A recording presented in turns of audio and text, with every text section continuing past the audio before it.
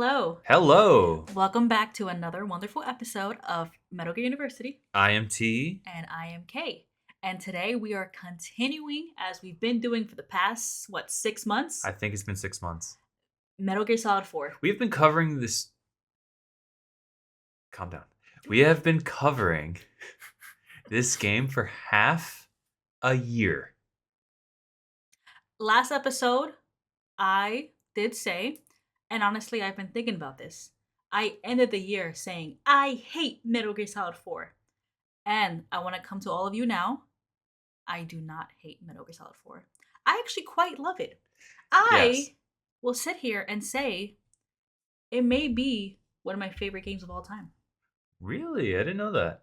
Genuinely didn't know that. Because I lied. It's really not. I just wanted to change the narrative. No, I do like Metal Gear Solid 4. I really do. I was just blinded by rage because this game is just so long. And it gets to a certain point where, like Old Snake, you two are crawling through this game. Yes. But I do love it. It's fun, and especially with this episode, the things we talk about are so interesting and perplexing and weird, and also we're at the end. It's not that we're not at our last episode of Metal Gear Solid 4, but we are at the end of the game. Isn't that a weird thing to say?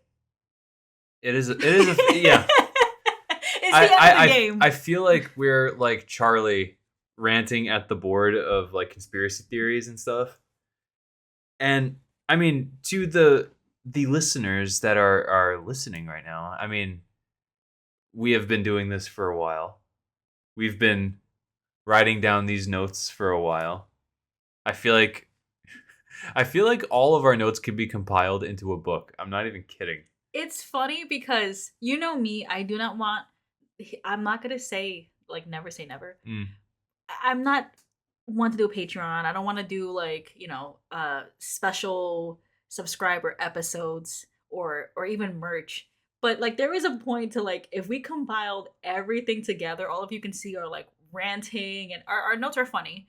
It would be probably at this point like 100 pages, I think, of all the episodes. Of every episode we've ever done. Yes. I think it would be over 100 pages at this point. And this is including the 201s. This is including like the trial of Big Boss. We have pages. You know what? Next episode, I'll go through and see. Because this one right now is 3 pages. That's why our episodes are so long. Yeah. Over an hour. Almost every episode. We're here bringing you quality content year after year. It's only the 3rd year, I think, of doing this. Hey, that's something. Year after year. But T, before we jump into the episode and everything else that we do here at Metal Gear University, how are you doing? I'm doing all right. Happy New Year. Happy New Year to you as well. Thank you, T. Thank you. Thank you. No. Thanks all around. Thanks all around. Thank you to the listener. Honestly. Thank you, Kay. You're welcome. If you're joining us for what episode is this? 50, 59, 60. If you're joining us and you've listened to every episode, thank you. If this is your first episode, why? But also thank you. Like part 13, you're jumping in now? Okay. I mean, welcome. But we are excited to be bringing Metal Gear University into another year. The year just began, but of course, we hit our 2-year anniversary this past September. We will be continuing till this September. We're looking forward to everything. Tom and I, of course, are working on new episodes, working on YouTube stuff. Like we're trying to be a little bit more, what would you say? Not more into it, but just trying to be more creative. I guess I'm trying to be more creative. You've always been. Yeah. Well, I'm not in like a. Yeah. I'm only just going like to move the conversation forward. I'm not saying I'm more creative than you. I'm just putting that out there right now. Okay. I'm just saying. I just want to be like you were like, yeah, you're more creative than me, and I'm like, yeah. I'm like, no, that's not what I meant. Anyway, I am excited to do new projects and do more YouTube analysis stuff. I thought that I look back at the work that we did for MGS Con. Come on. And that was so much fun to do. Our first year, we did the Trial of Big Boss, which is like the love of my life. I love a Child Big Boss. Like, shout out to Survivor, T-Type, and Johnny, and Luffy Webster, who joined us for that. That was amazing. Then the second year, we did the liquid Hmm. birth chart. Yeah. Or Ocelot birth chart. Sorry, Ocelot. You see, I got liquid Ocelot on the brain. Our Ocelot birth chart. Does that mean that we have to do like a yearly special? It sounds like we have a yearly special. I think why not? There's 12 months in a year. Uh-huh. We don't have to. I mean, I don't think the pressure is on, but we can have a little project every year. Yeah. No, I was just like, it just dawned on me that like every year so far we've had like an event. You know what I mean? What's next? Really, we did a big joint episode with people. We did a panel. What's after that? I don't know. Sparsing through the genes that make the snake twins who they are. T and K go to a lab and create Solid Snake. Like, guys, for this 201 episode, we made a genetically modified human. Let's ask him some questions. Looks like he wants to die. T and K inject themselves with nanomachines. Just because it's always sunny. I mean, we have to make it bigger and better every year. So, T, you gotta lock in. You gotta take these nanomachines right now. Oh man. Okay. But we'll figure it out. We have 12 months. We have a year. We're just chilling. We're just having fun as always. Mm-hmm. As always. But before we dive into the episode, anything else you wanna say? Wishes, hopes for the year? It's something you saw last week that you liked.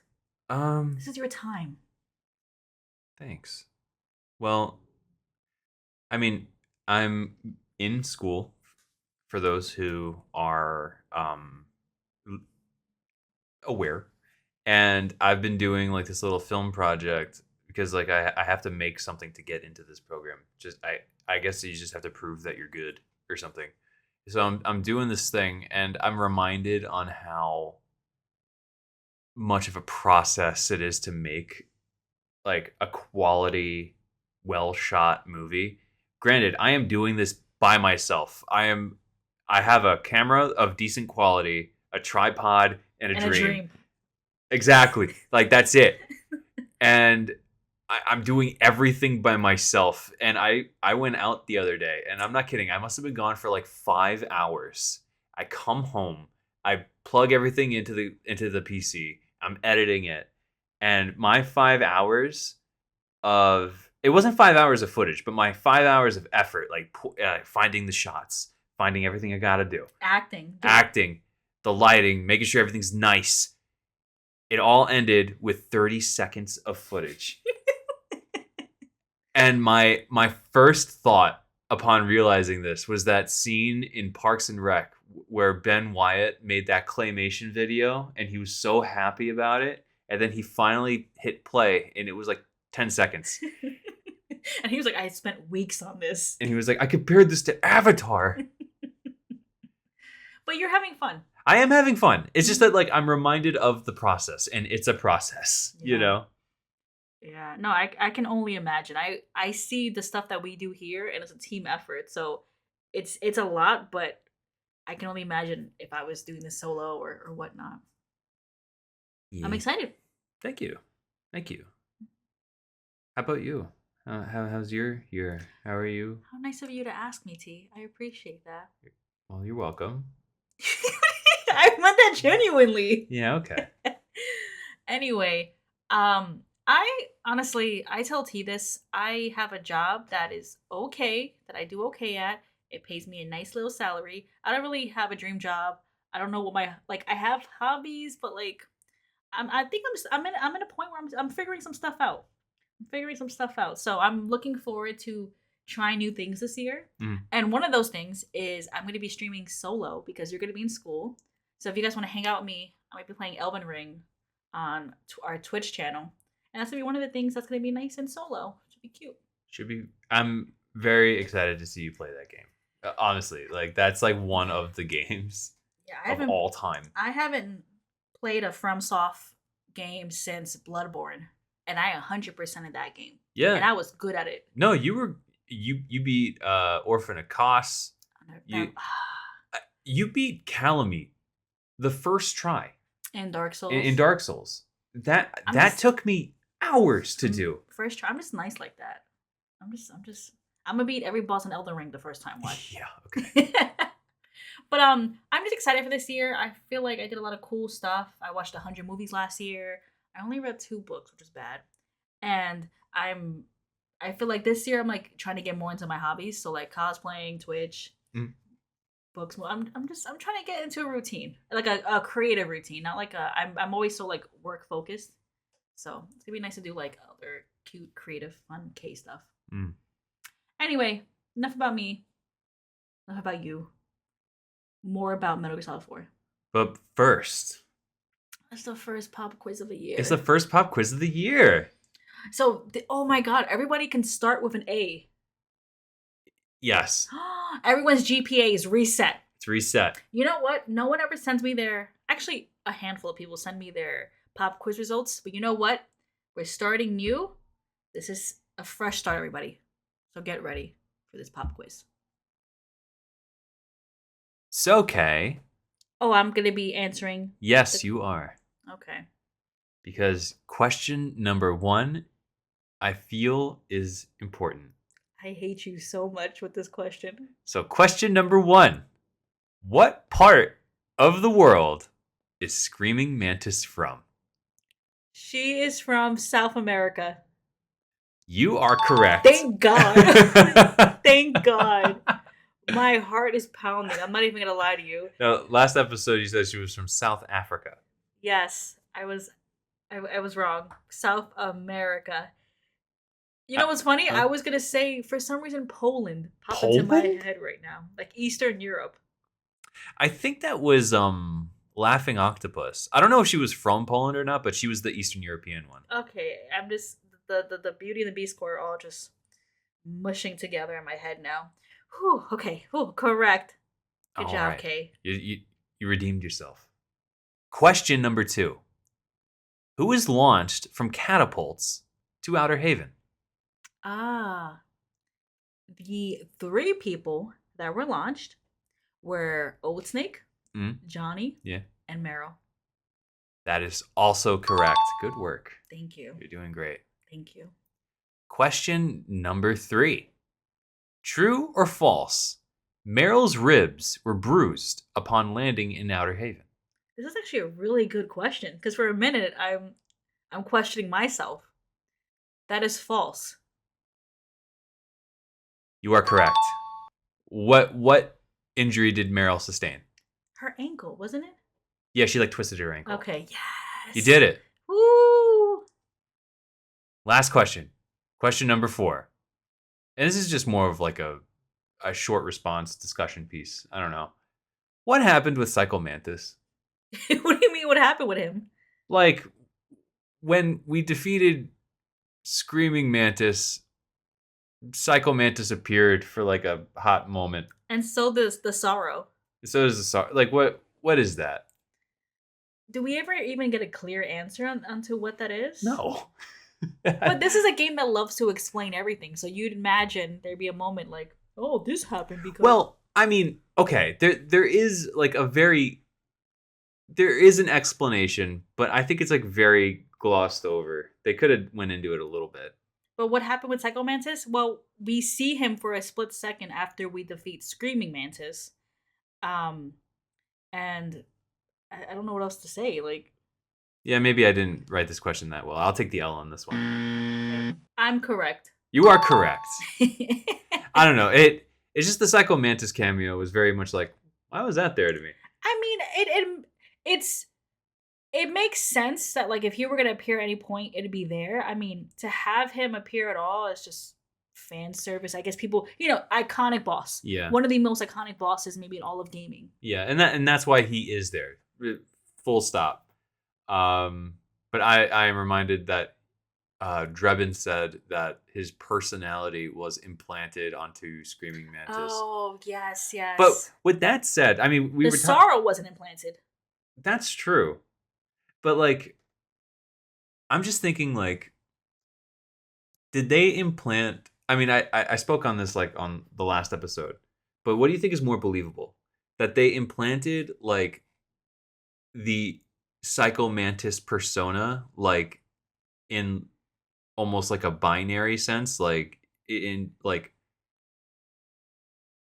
they have like his biography and then they just like psychologically implant this like persona into her, or are they actually going into the spirit world and wrangling Psycho Mantis's ghost and like possessing this woman with the ghost? I Like, what do you think? I think it's the former, but I think the latter is possible in this universe.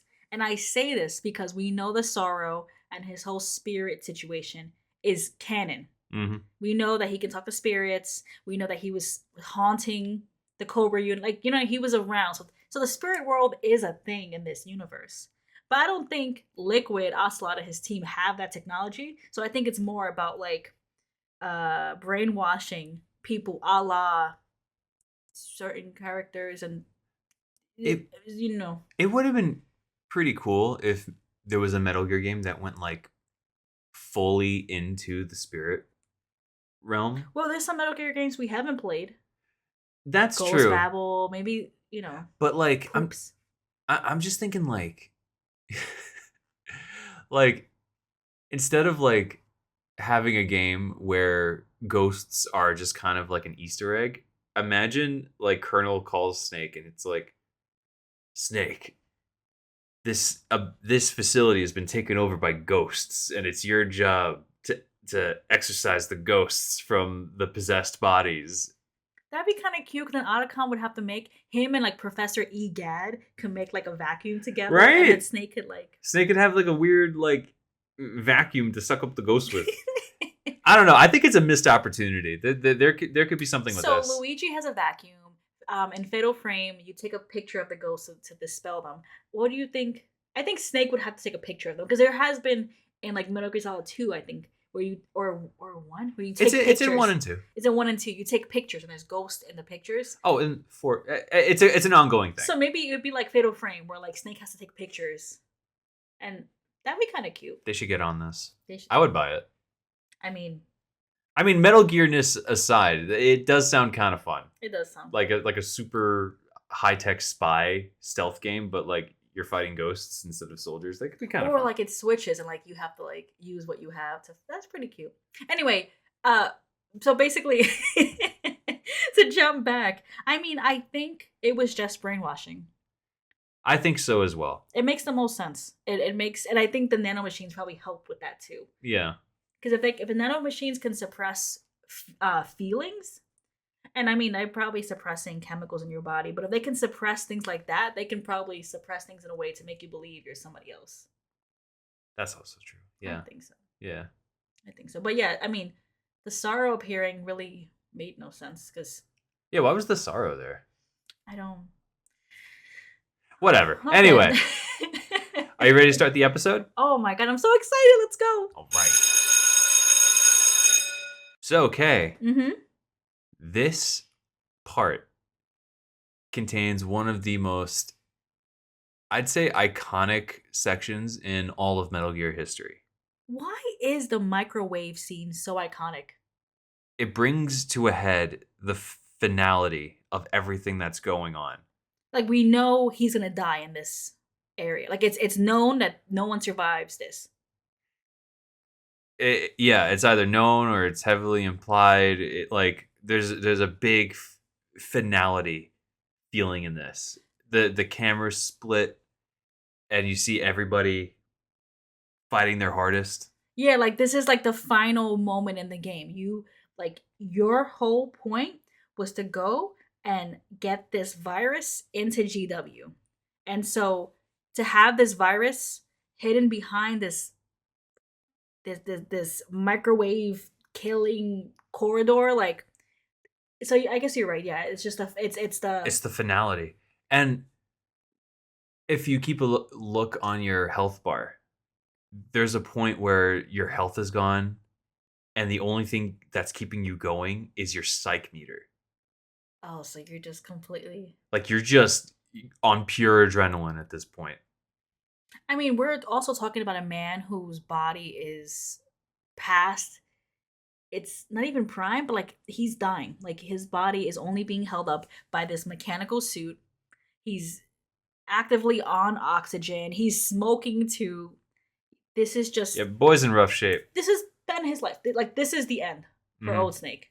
And I I guess yeah, I think it really only hit me now just like that's cuz I mean, what's funny with this part of the game too is like you go through this hallway, but there's still so much of the game left that like this part never sticks with me heavy Mm.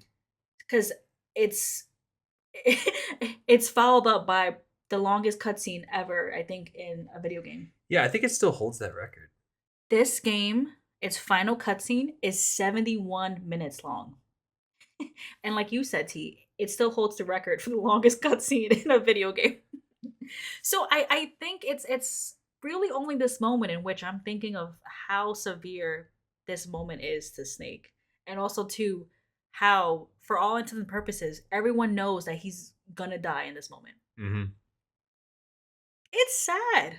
It is. It's sad. And I mean, before we jump into it, I definitely want to talk about Marrow and Johnny, because I think the contrasting of uh moments is also sad.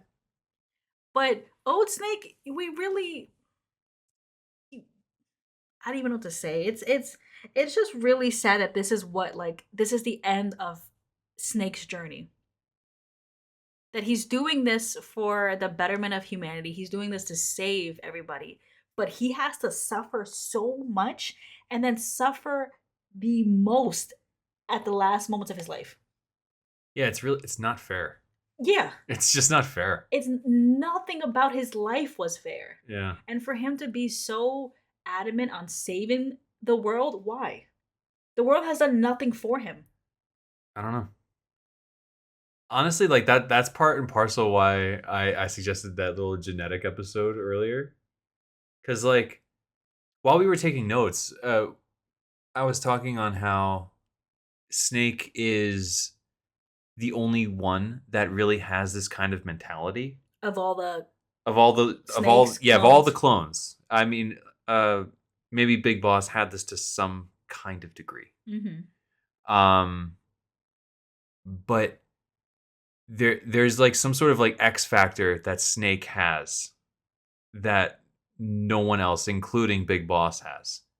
And I feel like that's like what you could point to and say that like that's the boss as well. Because my personal belief, out of anybody that is like the most like the boss, it's Snake. Yeah, it's this Solid Snake. Yeah, I mean, I definitely agree. Like, if we're gonna talk about the boss as well, Solid Snake, his whole point is for everyone on the planet to be free and safe and out of the control of this small group of people. And it's funny because I think about, and we're gonna talk more about this later because it's mentioned, but like you said, Naked Snake had this obviously to some degree, maybe because it's the G. It's in him. But I mean, is it also to a nature versus nurture thing? Is it something that was nurtured in Solid Snake just through his?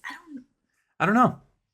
Because okay, what I was gonna point out was Solidus was also somebody who wanted to be free of the Patriots' control. He was pretty much the first one to even want that, or it was even mentioned in the series, and they're trying to do it now. Yeah, but like Solidus was doing it in like a. Yeah, I mean, like he was. Yes, he was trying to free the world of this AI system, but he would want to be the top of that castle next.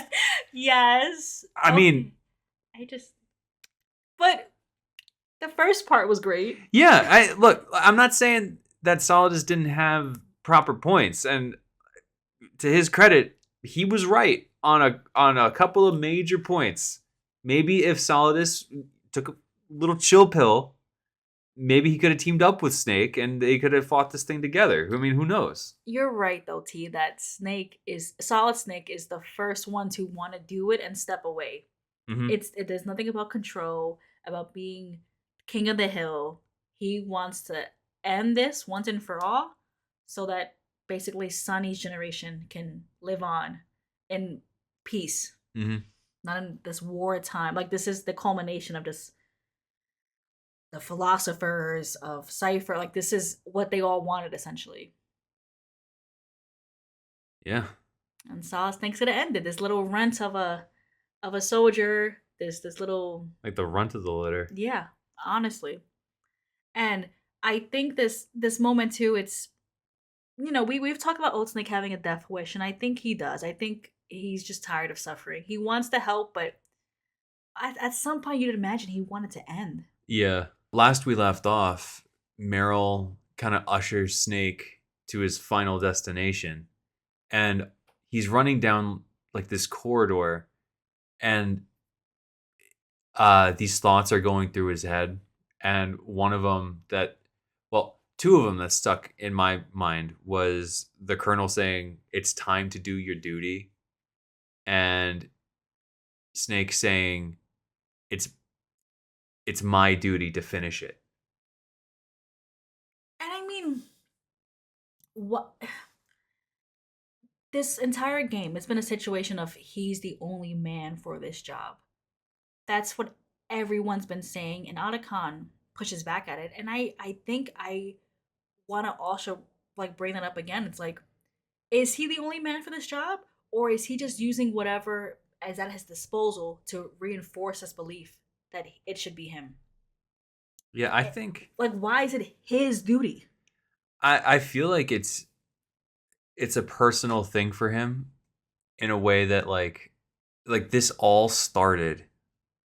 I mean, it started before Snake was even born, really. Yeah. But from his perspective, this all started when he offed Big Boss like 20 years ago or something.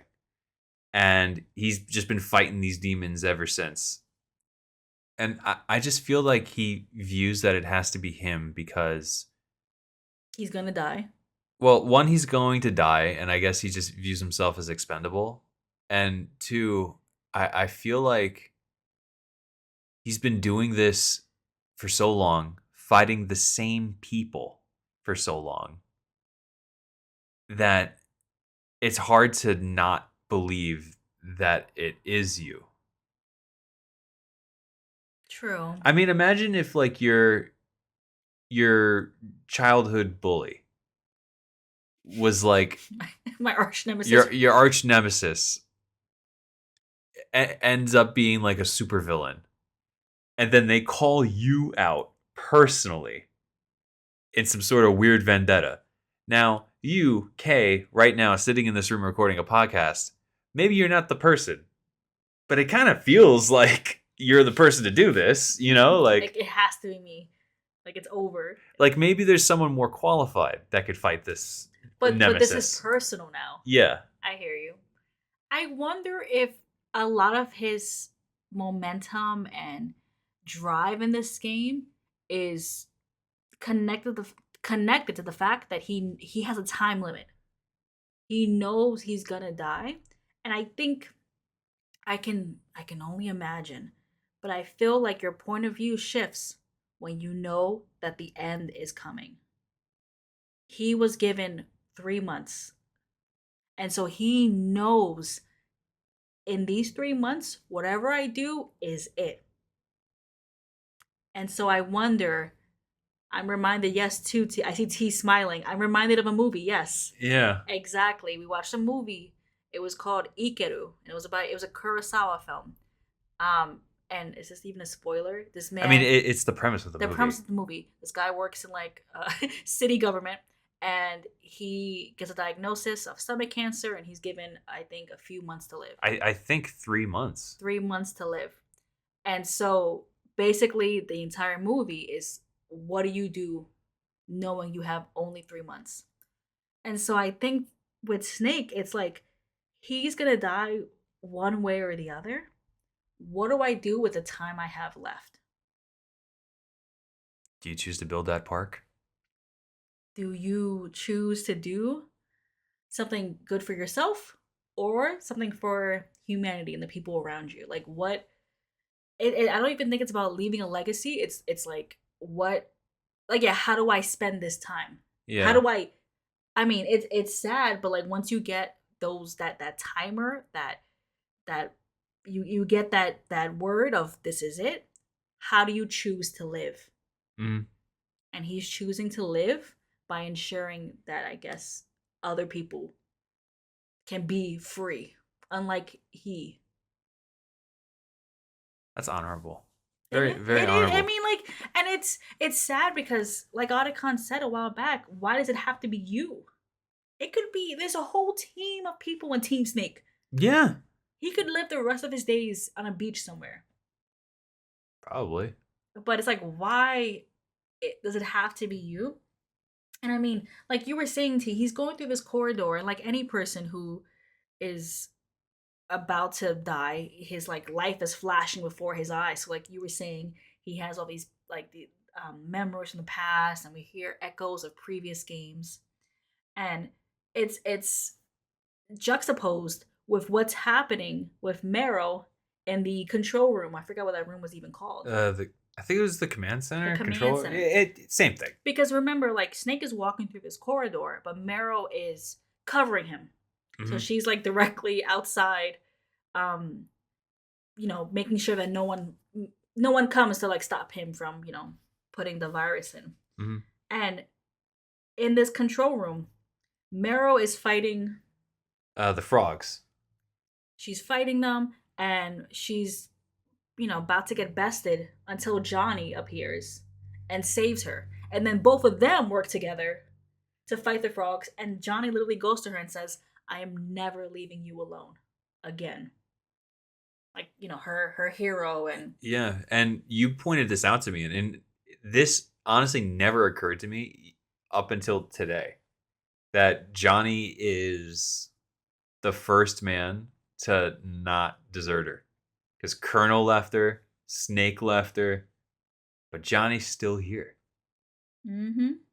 And I don't know, it kind of like brings into light why Meryl really falls for him, you know?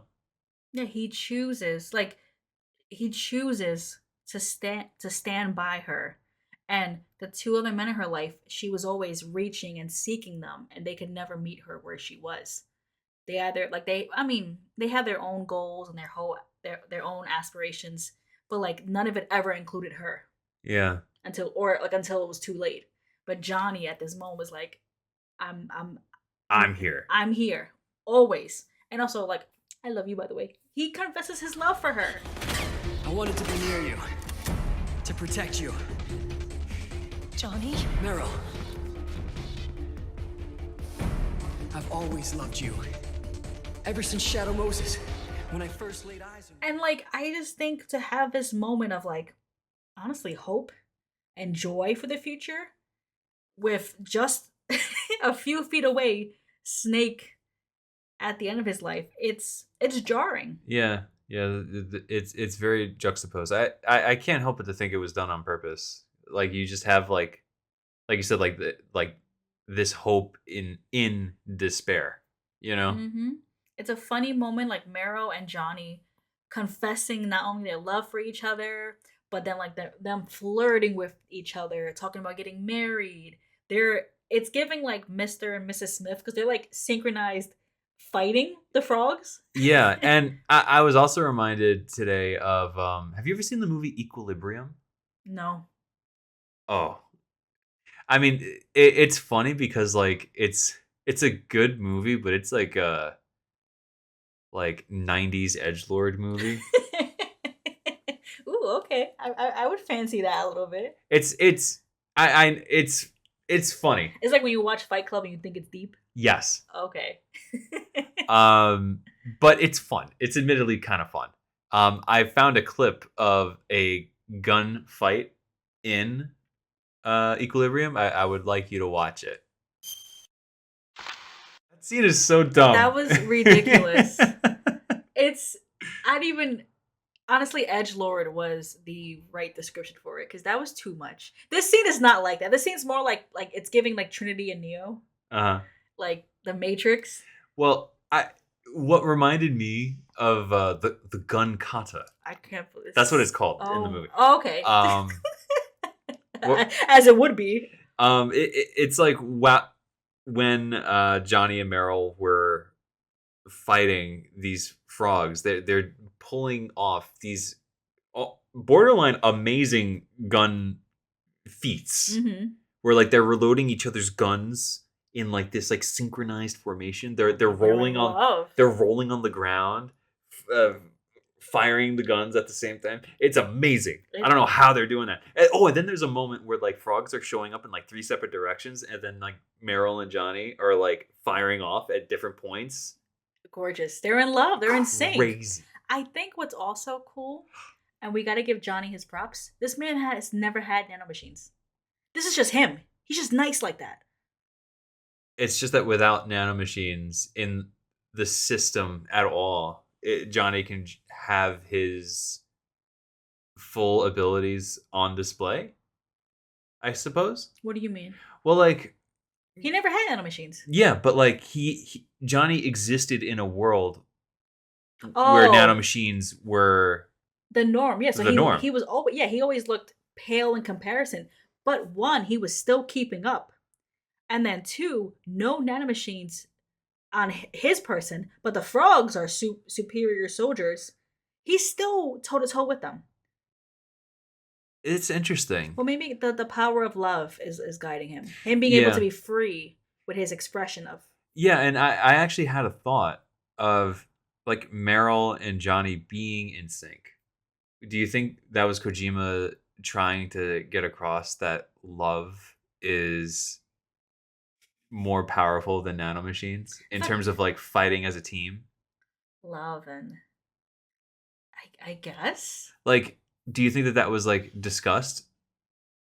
Unironically, I think that might have actually been the point of this scene, like to show that love is this like force that not even nanomachines can surpass. I would say that's true because in games beyond this one, love is always this like superior, like like overarching Hmm. theme. Love and just like family. Hmm. And they're a family. They're a unit now. So I would say it's a very touching scene. I loved like when we were taking notes and watching the cutscene. I was like, this is cute. Johnny gets his moment. He looks hot, and Meryl gets finally the recognition and the love that she's been seeking. And I don't want to say every man, but the men we see her with that she's pining for didn't like. There was no reciprocity. Is that the word?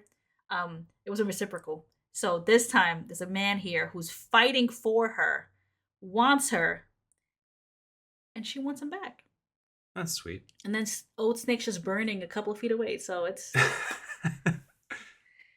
but this, it's just sad to see these both of these scenes happening and just know that like, I mean, or maybe love can bloom on a battlefield after all, despite all the pain and torture. Mm. Wow, love can bloom on a battlefield. That's I hate you, Kojima. He did it. That's literally You did it. we literally just We saw it bloom, baby. and it bloom. It did. As Meryl and Johnny are covering Snake, Snake reaches to another section where he just seizes up all of a sudden. Like his body just stops working. Frogs are surrounding him, and the shots have no effect at all. Okay, he's not even at the microwave yet. No. Yeah, I know. I And- feel like we jumped right into it, but I think it's hard not to just talk about the microwave scene. But yeah, he before this microwave area where it's known as gonna kill any regular man. He's seizing up before he even gets there. Yeah.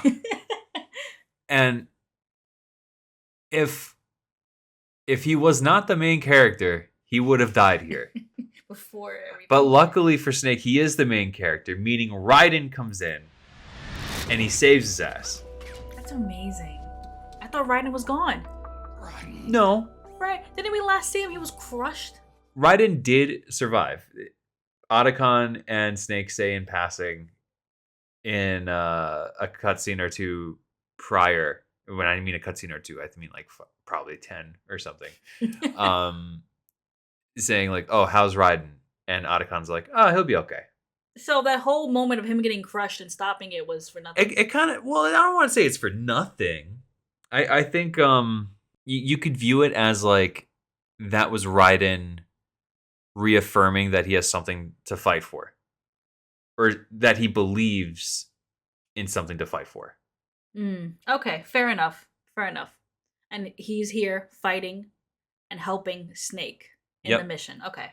And Raiden is doing cool cyborg ninja things. He's summoning lightning now. I guess that's a power that he has. He also has no arms. He has no arms. No arms. Yeah, I was gonna say that in my head. Where's that from? I think it's from Dashi. Arms. Oh yeah, it's from Dashi. Yeah, he has no arms, so he's fighting people like you said with his like cyborg ninja stuff with his legs. He also has a knife in his mouth. It just feels like that dog meme. Like he's just what's from Dark Souls? What's his name again? Sif? Sif?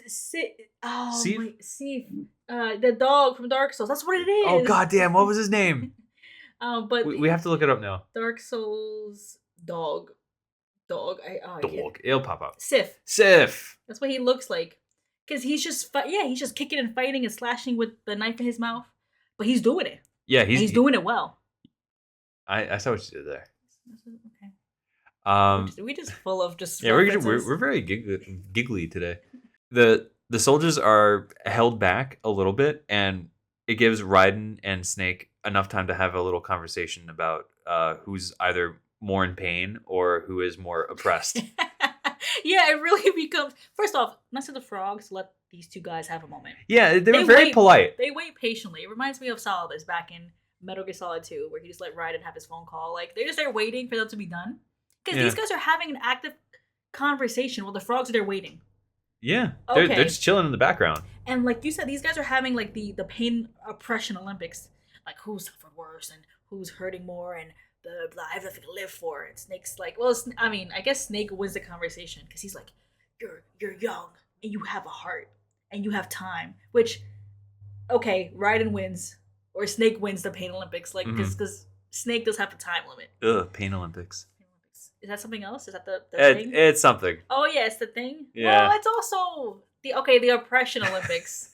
Okay, Snake, basically pulls rank in this conversation. He's like, you have your youth. You have your heart, and basically referencing Rose. Mm-hmm. And then Raiden's like, "Oh, she means nothing to me now." And the Snake is literally like, "Can you just shut up? Like, please, I am gonna die in 3 months." I saw you cry for Rose as the boat crushed you into bits. I heard it." And it's funny to me because Raiden literally has no body. Yeah. Like not one word, no body, 2 words, no body. No, like he's the top part of the skull. Yeah, that's it. And some spine. So he does not have a body. But Old Snake wins this argument because he is gonna, regardless of what happens, he's dying in 3 months. So okay, Ryan is like, fine, you win, I'll protect you and hold him back. And hold him back he does. He's doing it. All while Snake is on his final mission to cross this microwaved hallway. So we're finally here after referencing it and talking about it. It's 40 minutes into the podcast. It's just that this is such like an iconic scene. Like for me, the first time I played this, it was like such a dramatic moment because like everything that I've ever experienced in this whole series was put into like this fine point. Like, it wasn't just like, I'm at the end of this Metal Gear Solid game. I'm at the end of Metal Gear Solid as a series. That, like, it felt like that, No, and I think with the moment of them getting catapulted onto the ship, you have Johnny and Marrow having this last moment. The split screen that we were referencing and that we see in this hallway of everybody on the team fighting for their future. It is a movie. Yeah. It is. It's cinema. Like it's gorgeous, and so I agree too. Like it very much felt like, okay, Metal Gear Solid is over, and here is it. and it's it's not like it's not pretty. No. It's not like, at the end of a game you think of like Metal Gear Solid 2, you have like the final your character has like a nice monologue. You think about like Kingdom Hearts and it's beautiful and you're hopeful and like it feels right. This one, it just feels like I'm giving it my all, and that's it. And like, I don't even know if the world's gonna be good after this. I'm throwing everything I got Mm-hmm. at the wall and hope anything sticks. Yeah. So Snake makes it through this hallway, and they end up in a server room that looks like a graveyard. Like it has like holograms of the flowers of that the boss had at her grave, and then like in the final fight in 3. I feel like Snake probably thought he was in hell because like you passed the microwave hallway, you've collapsed. Yeah. He collapsed in this graveyard room. Yeah, if you think about it, he has no reference to this. He's probably just thinking to himself like, "What the hell is this?" No, but like he collapsed in a room full of graves. Yeah, Like I'm in hell. Yeah, and the flowers don't mean anything to him. it's kind of funny to think that because like this is an obvious homage to the boss, but it is funny to think like at some point Zero and Sigint and Paramedic were like, what if we make the server rooms like the boss's grave? Can you put little holograms in front? I would like to see the flowers of Bethlehem. It's also showing that this is bigger than Snake. Even though he's the only guy to fix everything, this is something that, to your point earlier, was happening before he was even born or thought of. Mm-hmm. This is back to the boss, back to Cypher and the philosophers. This is bigger than him. And yet he's here. He is here. And Otacon's here in his little, working on uploading the virus. And as Otacon is rushing over to the server, plugging his USB drive into this little port, probably does it on the first try. He's good. Yeah. Snake is holding off these little dwarf geckos that jump him. that are jumping him. They're tasing him. Like it looks like it hurts, man. Like I don't know. This is old Snake with no nanomachines on the floor, crawling after being burnt to a crisp, and now he's getting jumped. It sucks, man. We get a cool little like Otacon, like we get a cool little Like- screaming from him. And right when it seems that all hope is lost, Otacon uploads the virus and GW is destroyed. Yay! And the dwarf geckos are deactivated. Yay! And the frogs are losing their minds. Beautiful. Sensational. But it doesn't just stop there. What happens now? It not only deletes GW, it deletes JD and all the other AIs. Everything? But it was only supposed to just erase GW. Yeah, no. And then, just to rub the salt in the wound, right when that happens, there's like this video playback from Naomi. Why did you say it like that? She's here to help. Why is it pouring salt on the wound if she's here doing a good thing? I don't know. I just have a personal vendetta against Naomi. I don't like her in this game. Maybe it doesn't make sense. I don't know. You can have your opinion. I have my I don't like her in this game. But I love this because it couldn't just be everything's erased. Wow, the virus did this. How could it have happened? Naomi's like, I'm here to explain it to you in this pre-recorded video. Hello, everyone. I'm dead. Yeah, if but you're let seeing me, this. if you're seeing this, I'm dead. And she explains everything. She has a lore dump and already it's been a cutscene heavy moment in the game. And we get like this moment of her in this video, so they're watching a cutscene. Yeah, it's cutsceneception. So we're watching a cutscene and they're watching a cutscene of her video. And basically, she lore dump, basically. She's just like, hey, look, the Patriots, they wanted to make sure everyone in the world had nanomachines. Boo! Boo. She says, hey, look, I wanted to combat that. It was my duty to stop this. And not only was it my duty, I had a little help from baby girl Sunny. Sunny was actually a big part of, creating this virus. And not only did Sunny create this virus and call it Fox Live, cute. Basically, Sunny was able to delete all the other AIs. She deleted the Patriots' reign over everything. And we learned later in this cutscene a little bit more. So Sunny was able to keep all of society intact. Because you would think if you delete the AIs, it's deleting all the systems in place that hold the world together. Yeah, just deleting modern civilization. She just deleted the specific part that the Patriots controlled. Which is good, right? Yeah. It like, I guess if you were to believe in this conspiracy world, like the president, we'll use the president of the United States. Yeah, I know. Anyway, let's just take a step back.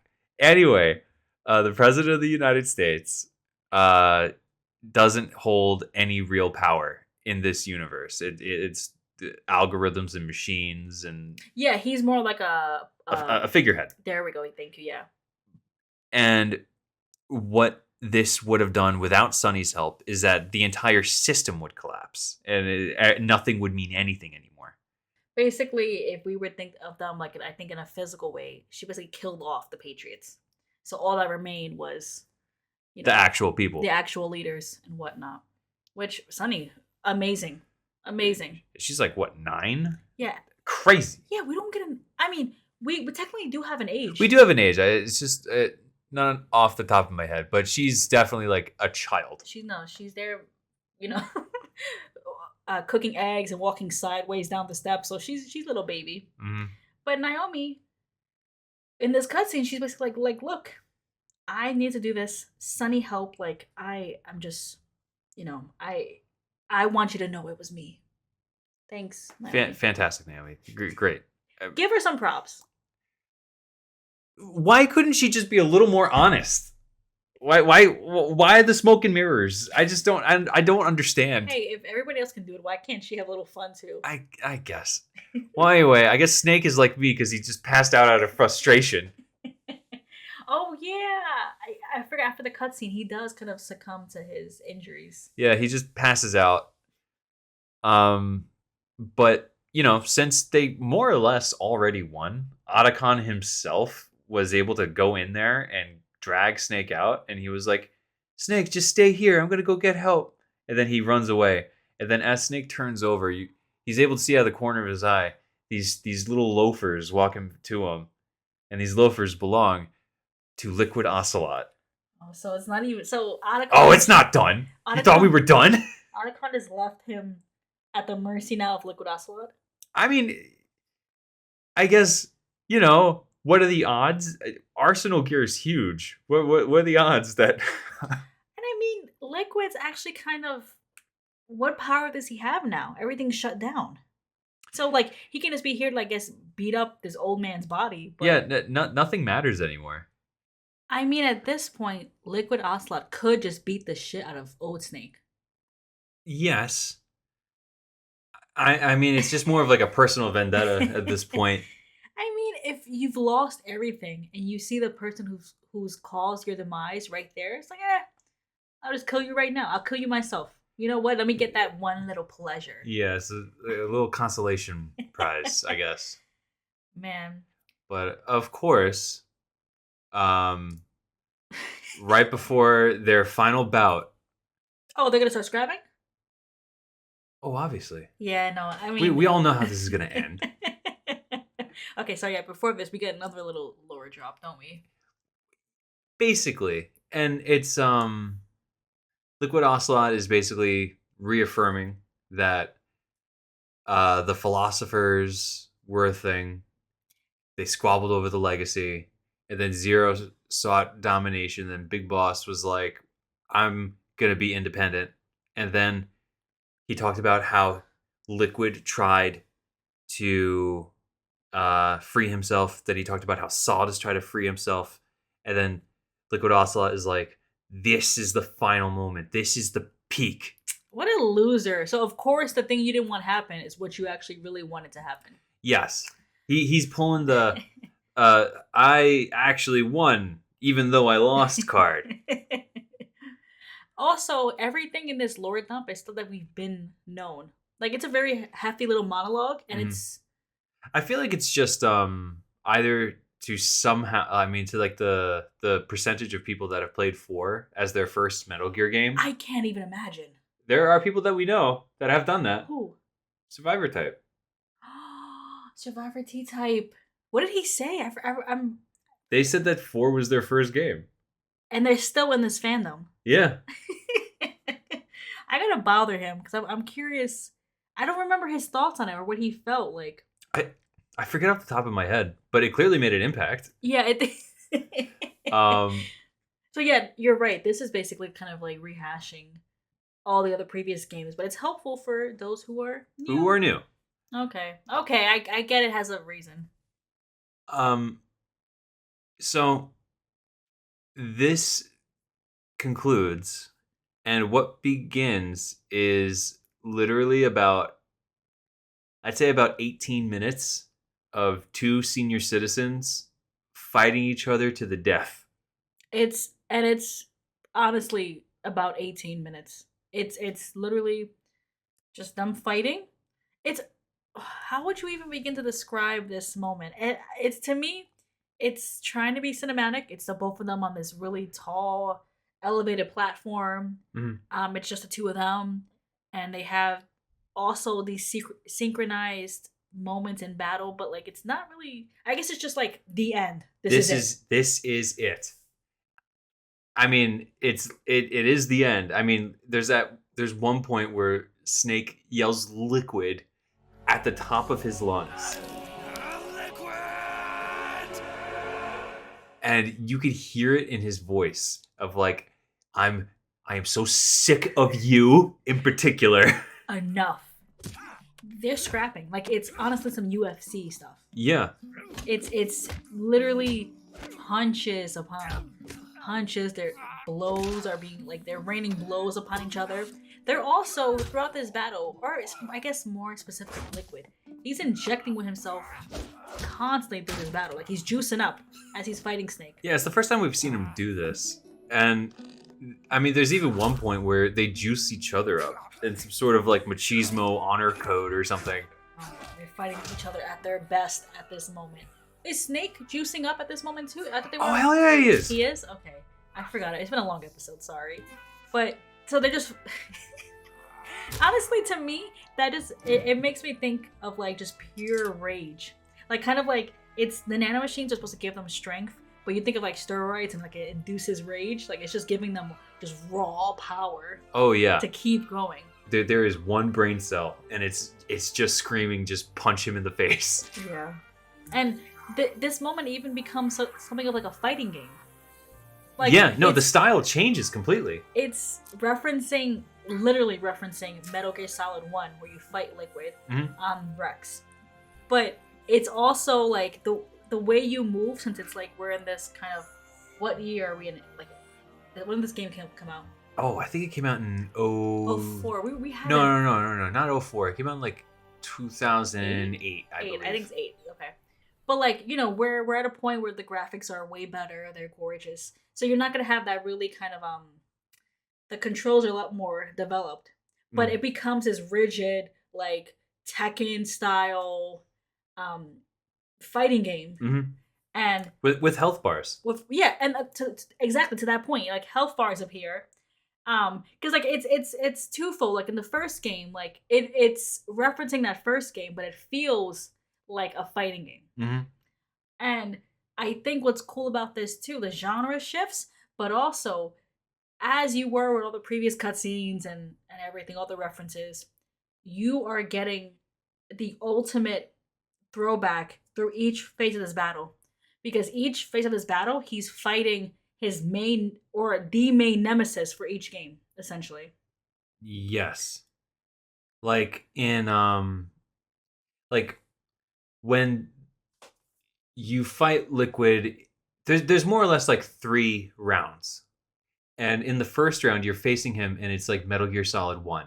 And you see Liquid's health bar. And then you knock him down. He gets back up, and it's Metal Gear Solid 2 now. And then you see Liquid Ocelot. And then you knock him down. And then when he gets back up again, it's Ocelot. And Metal Gear Solid 3 is playing, and then you knock him out. And then it plays the theme from 4. Mm-hmm. And then once you knock him down there... The 4th time? The 4th time, you win. You finally win. This is gaming. Like, this is peak gaming. Peak gaming. Peak old man. Old men fighting. I did get this sense of, like, the joy of battle in this. I don't know if you did. Oh, 100%. Like, it's kind of almost like a throwback to, like, Metal Gear, I think. Metal Gear 2, where it's like, you want to fix this, but you actually kind of enjoy battle. You kind of you thrive in this environment. Mm-hmm. You know, like, to your point about them and their whole honor system where they stab each other with nanomachines while they fight. It's like there's this code that they both adhere to and enjoy. Mm-hmm. So they both, that's the only place they can exist is on the battlefield, and this is their moment. It is. And Snake finally bests Liquid. He's standing over his body. Yay! And Liquid looks up at him. And he's sounding a little different. He's talking about like how once these AIs are taken out of order, that'll be the Wild West all over again. And there'll be like anarchy. And when this happens, people will know the meaning of what it is to be alive. Fire will spread across the world. The people will fight. And through battle, they will know the fullness of life. And then he goes on to say that I'm Liquid's doppelganger, and you are his, just like your father. And then he says, you're pretty good. And then he dies. And then he dies. He's really dead. He's really dead this time. He's not pretending like he was in Alaska. What does it mean? Well, I mean, we already kind of spoken about it with Sonny, but what Ocelot was trying to do was to cause complete chaos and anarchy in the streets. But Sonny stopped that. Mm-hmm. So Ocelot didn't get what he wanted. And I think it's safe to say now, we don't understand why or how, but Ocelot was Liquid's doppelganger. I get it. He wouldn't say I'm Liquid's doppelganger if he was Liquid, because then he'd be referring to himself. Yeah. I get it now. It's not like I would say, I'm T's doppelganger. Yeah, why would you Why say would that? I say that about myself? Okay, it wasn't clicking for some reason. Okay, so does he mean the whole time? Maybe? I'm assuming so. It's not really explained. And I'm assuming it will be explained later. In the 71 minutes of cutscenes that we have to go through? Oh, hell yeah. Okay, so I'm his doppelganger. So I look like him, I act like him, and you're his doppelganger. Just like your father. Oh, so maybe it's like there are 2 separate sentences. You're his doppelganger. Doppelganger. Is that how you say it? Doppelganger. Doppelganger. Okay. Yeah. Just like he's kind of like caressing him, like just like your father. Like he's like, is it 2 separate statements? I think so, yeah. Just like your father. Because those connected makes no sense. Like, you're his doppelganger, just like your father. Because if it was connected and you're his, means that he's referencing somebody else. You know what I mean? Well, what doppelganger would Snake be? But that's what I'm saying. Like, if it was connected, I'm Liquid's doppelganger and you're his, just like your father, it means like his father was also the doppelganger of somebody else. You know what I mean? Like the way it's worded. Uh-huh. So I'm like, who was, you know what I mean? There's no other man involved. Maybe it's referencing how Snake was manipulated in 3. Rather, Naked Snake. Okay. manipulated in 3. Maybe he's referring to how I don't know. You know what? We can flesh this out for the next episode. Yeah, we will. We will. Because the way it's worded, I'm just like, I'm not understanding. Maybe it will be fleshed out later. Hopefully. Hopefully. And hopefully we'll understand it. We'll have 2 weeks to think about it too. Yes. But okay, so Liquid was maybe potentially not actually Liquid, but Ocelot. Okay, we'll figure it out next episode. But he's dead. Liquid is dead. Liquid. Or Ocelot is dead. Ocelot's dead. Well, that means Liquid is super dead. And Ocelot's just normal dead. You know what, T? I think we need to end it here. And then we can come back and recount what just happened. Because the main thing about this was it ended with them fighting to the death. And now Ocelot's dead. Mm-hmm. And you were saying that for definitively. Yes. The next episode, he'll still be dead. He will be dead. That like I am breaking the rules. Ocelot and or Liquid are both super dead. They are dead and that's it. It's over. It's over. I will say this, we didn't mention it. But in this fight too, there's a moment between the fisticuffs where Liquid Ocelot kisses Snake. Yeah. We A never- little smooch. I have this YouTube idea that I wanted to write just based on that moment, but like I haven't even put the work in yet. But like he kisses him on the cheek. He idolizes because I don't think it's Snake in particular, but you know, Snake is the spitting image of Big Boss. That's what I'm talking about. This is my YouTube idea. And he's so infatuated. The idolatry. I'm telling Tom. Uh-huh. T. I'm telling you. He can't kiss his god, so he has to kiss a false idol. I'm telling you, I have this idea. I can't wait to hear about it. Okay. Yeah, they get a little smooch. Mm-hmm. I would like to see too, because I forget what moment does the smooch happen. Like which part of the fight? Like is it when he's like when you're fighting Ocelot? Because that would also be significant too. Oh, I think it is when you're fighting Ocelot. I will double check. I'm Ooh. double checking.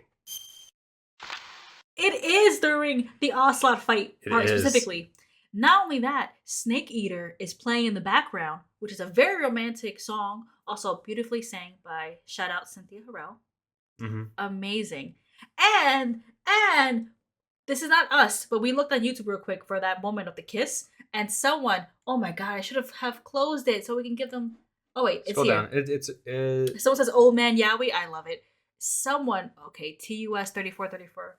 They said at a specific point in the fight, the placement of the analog stick. When Ocelot goes to kiss you and you have to move the analog stick to get out of his grasp, it's conveniently placed. over Snake's crotch. And First- it looks like he has a wiggling boner. The homoeroticism that lives within Kojima. Like, we all know this. We've seen him retweet Yaoi and whatnot. I need to partner with somebody. We need to do a deep dive Into the old man Yowie. into the homoeroticism that Oh, lives in this okay. man. I mean, of course, I would love to do that. I have a personal treasure trove of old man Yowie. I would love that. But like, there's we gotta figure it out.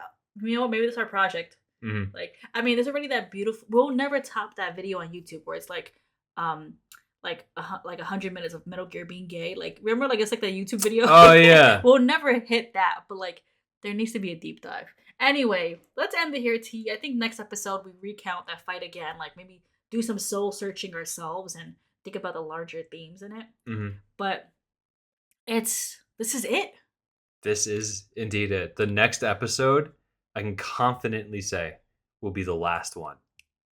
It will be the last one. Can you believe that? We're gonna finish Metal Gear We're Solid going 4. to finish this game. The end is here. Wow, I can't believe we're here.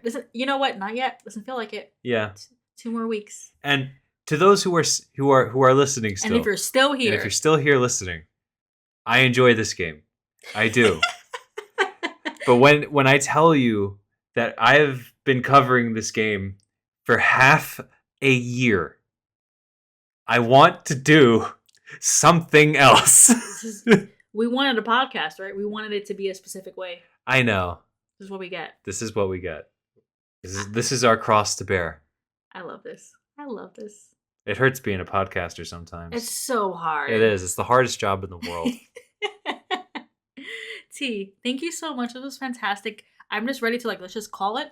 I'll see you in the next episode.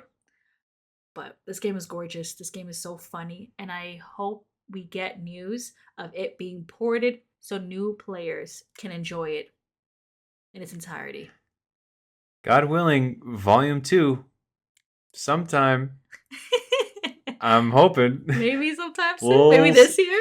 I don't know. Maybe they'll shadow drop it. Who's to know at this point?